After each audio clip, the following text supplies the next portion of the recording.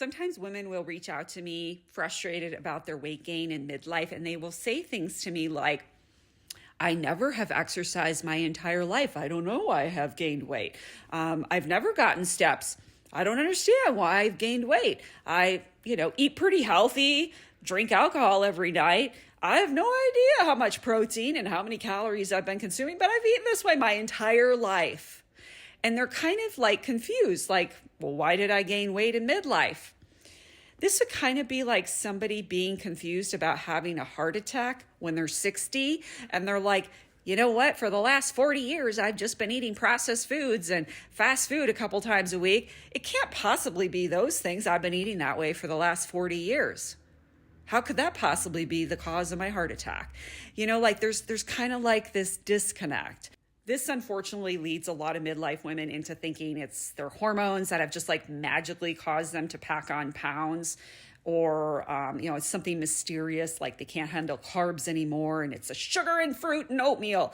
And it's none of that. Like if you actually look through your life, the number one thing you're going to notice right off the bat is that you're not moving as much. You're sitting on your butt way more.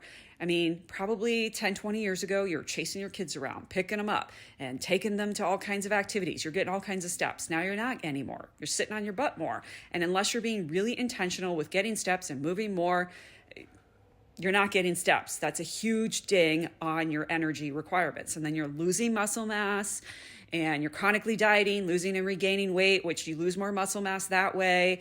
And, then you also are over-consuming potentially food because potentially you're not sleeping well due to hormonal fluctuations, mood swings due to hormonal fluctuations. So you're overeating food, consuming a lot of calories from alcohol. Same with stress. You just don't feel like yourself because your body's going through these changes.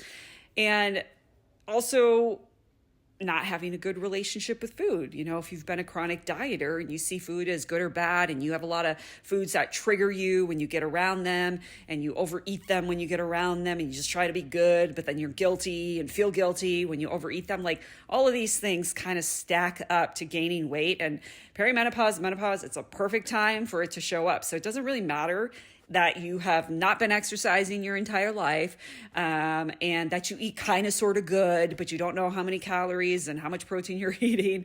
It doesn't matter because the conditions are just different now.